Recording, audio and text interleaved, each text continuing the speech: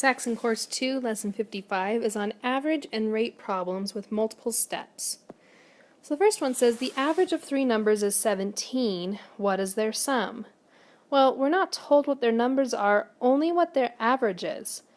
So it could be any numbers. I could have 16 plus 17 plus 18 and then divide it by 3 because that's how you find the average. So that would be 51 divided by 3, which equals 17. It could be this. It could be 10 plus 11 plus 30. Okay, and I divide that by 3. That also equals 51 divided by 3, which also equals 17. So it could be any of these numbers, but if you notice that each time I got 51 when I added the three numbers together before I divided it by 3. So that means that the sum of the three numbers is equal to 51. The way we figure that out is you multiply your average by the quantity of numbers that equals the sum. So in this case, I would take that 17 and multiply it by the three numbers. So 17 times 3 is equal to 51. This next one says the average of four numbers is 25. If three of the numbers are 16, 26, and 30, what is the fourth number? So if the average of four numbers is 25, then I would do 4 times 25, which is equal to 100. So that means that the sum of those four numbers has to equal 100. So I have 16 plus 26 plus 30 plus my fourth number has to equal 100. The sum of these first three numbers is 72. So I have 72 plus some number equals 100. Well, 100 minus 72 is equal to 28. So my answer is 28. The fourth number has to be 28 for the sum to equal 100 so that the average equals 25. Okay, on this next one, after 4 years, the average number of students participating in the after-school sports was 89. How many students must participate in the fifth year to bring the average up to 90? Although we don't know the specific number of students participating in each of the first 4 years, the total is the same as if each number were 89. So I'm going to do 4 times 89, which is 356. So 356 students participated in total over those 4 years. However, I want to find an average of 90 after 5 years.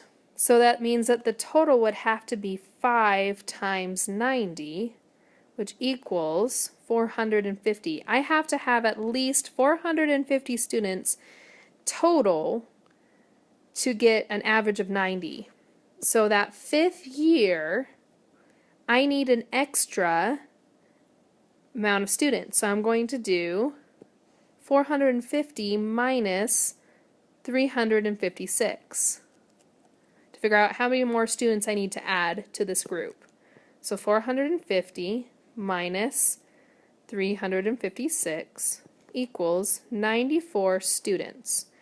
So I need 94 more students to participate in the fifth year to get an average of 90 students per year.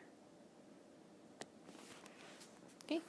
On this one, Tyrone is buying refreshments for the next math club meeting.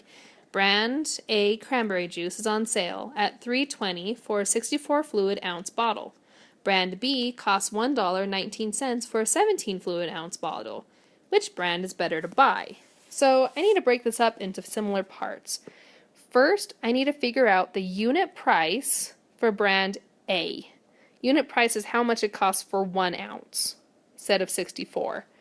So I'm going to do for A, I'm going to do 320 divided by $3.20 divided by the 64 ounces. Okay? After you divide that, you end up with 5 cents per 1 ounce, 1 fluid ounce. Okay, I'm going to do the same thing for B, which is going to be $1.19 divided by 17 ounces. Okay, after I divide that, I end up with 7 cents per ounce, per 1 ounce. So it wants to know which brand is better. So it's going to be whichever one is cheaper, and 5 cents is cheaper than 7 cents. So brand A is the better buy. Okay, last one. Brenda has 2 part-time jobs. During 1 week, she worked 20 hours at the bookstore for $8.10, $8.10 per hour, and 16 hours at the receptionist for $9 per hour. So A, how much did Brenda earn at the bookstore? So to figure that out, I'm going to do the $8.10 and multiply that by the 20 hours. Okay, so she made a total of $162 at the bookstore. Okay, B, how much did she earn at the receptionist? Okay, so we have 16 hours she worked, and I'm going to multiply that by that $9 per hour. Now you can just multiply it across, but this way you can see how the hours cancel. So 16 times 9 is equal to $144. Okay, part C, what were her total earnings for the week? We're going to add 162 plus 144, which is equal to $306 for the whole week. And the last step wants what was her average rate of pay for the week. So what we're going to do is we're going to take $306 and divide that by how many hours she worked. So she worked 16 plus 20 hours. So she worked a total of 36 hours. Okay, so 306 divided by 36 hours is equal to $8.50 per hour of work. That was her average rate of pay for the entire week. Okay, and that's it for this lesson.